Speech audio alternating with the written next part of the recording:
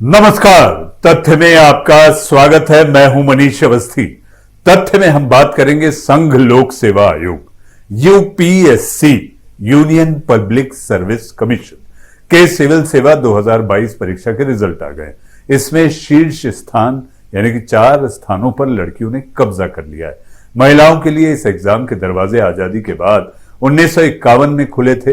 वैसे भारत में आला अफसर बनाने वाला संघ लोक सेवा आयोग 167 साल पुराना है। अंग्रेजों के जमाने की ऐसी सेवाएं जिसके गठन के बाद से भारत की सबसे बेहतरीन नौकरियों में शुमार किया जाता है। संघ लोक सेवा आयोग यूपीएससी देश की विश्वसनीय संस्थाओं में से एक है, जिसने अब अपनी विश्वसनीयता और उत्कृष्टता बनाकर रखी हुई है। यूपीएससी की उत्पत्ति भारत में 1857 की क्रांति के पहले ही हो गई थी। 1854 में ब्रिटिश सरकार ने सिविल सेवा आयोग के तौर पर इसे गठित किया। तब देश में ईस्ट इंडिया कंपनी का राज था। ईस्ट इंडिया कंपनी ने की थी सिविल सेवा आयोग की शुरुआत। तथ्य है, तब बड़े व्यापारिक फर्म के तौर पर भारत में आकर देश के अधिकांश हिस्सों पर राज करने लग गई। ईस्ट इंडिया कंपनी भारत में सिविल सर्विसेज के लिए जिन लोगों को चुनती थी, उन्हें फिर लंदन के हेलबेरी कॉलेज में प्रशिक्षित किया जाता था। ट्रेनिंग मैकाले की रिपोर्ट के बाद एग्जाम शुरू हुआ। शुरू में भारत में सिविल सर्वेंट्स को चुनने के लिए कोई तय पैमाना नहीं था, लिहाजा जान पहचान घराना के साथ पढ़ाई इसका मापदंड होती थी। लेकिन जो सिविल सर्वेंट नामित होकर आते थे, उनमें बहुत सी कमियां नजर आती थी। बाद में जब लॉर्ड मैकाले को लगा कि इस सेवा में बेहतर लोग ही चुने जाए चाहिए, तो उन्होंने इस बारे में एक रिपोर्ट तैयार की। सत्येंद्र नाथ टैगोर पहले भारतीय आईएएस अफसर थे।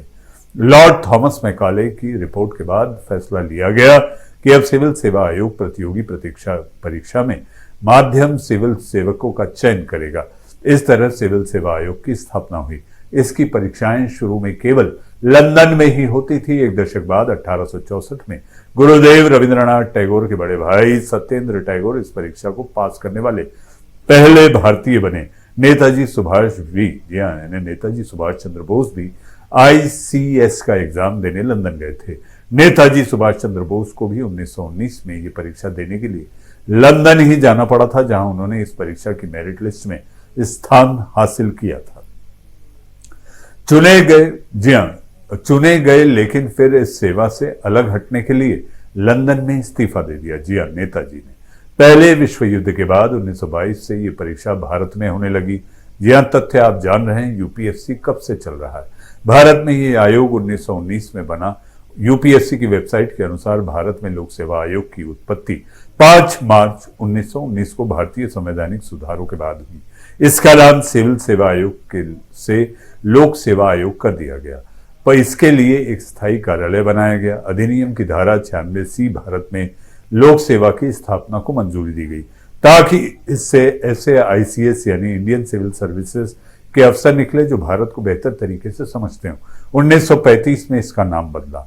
हालांकि लोकसभा आयोग के कामों भारत सरकार अधिनियम 1919 में तय नहीं किया गया था। इस समय के साथ जरूरत समझते हुए तय किया गया। सरकार की धारा 96C की उपधारा 2 के तहत लोक सेवा आयोग कार्य नियम 1926 के नियम कायदे और शक्तियों को उल्लेखित किया गया। फिर भारत सरकार अधिनियम 1935 ने संघ के लिए एक लोक सेवा आयोग और प्रत्येक प्रांत या प्रांतों के समूह के लिए एक प्रांतीय लोक सेवा आयोग की परिकल्पना की।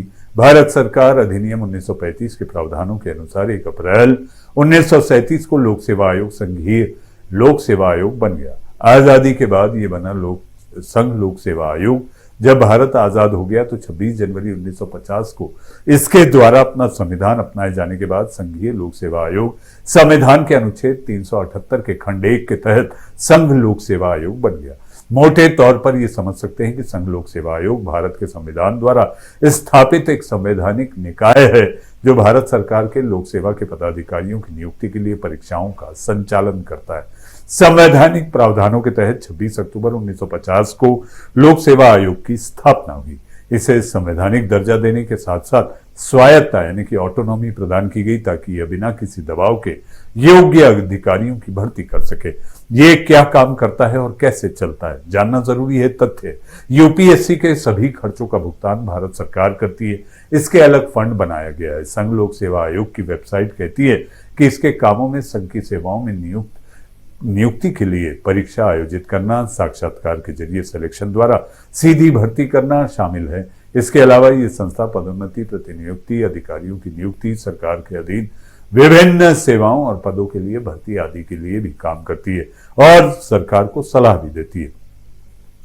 आयोग की संरचना क्या होती है? जी हाँ, इसमें एक अध्यक्ष व 10 सदस्य होते हैं, लेकिन संविधान में इसके सदस्यों की संख्या निश्चित नहीं की गई है, बल्कि इसके सदस्यों की संख्या के निर्धारण की शक्ति राष्ट्रपति में निहित की गई है। संघ लोक सेवा आयोग के कुल सदस्यों में से आधे सदस्य ऐसे व्यक्ति होते हैं जिन्हें भारत सरकार या राज्य सरकारों में कम से कम 10 वर्षों तक काम करने का अनुभव प्राप्त होता है। इनका कार्यकाल 6 वर्ष यानी 65 वर्ष की उम्र तक का होता है। ये कभी भी अपना इस्तीफा राष्ट्रपति को दे सकते हैं।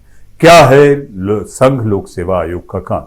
इसका प्रमुख कार्य केंद्र तथा राज्यों की लोक सेवा के लिए सदस्यों का चयन करना।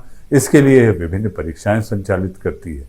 जी हाँ, तो आपने देखा आखिर क्या है संघ लोक सेवा आयोग, कैसे इसकी शुरुआत हुई और ये कैसे काम करता है। तथ्य में आज के लिए फिलहाल इतना ही। नमस्कार।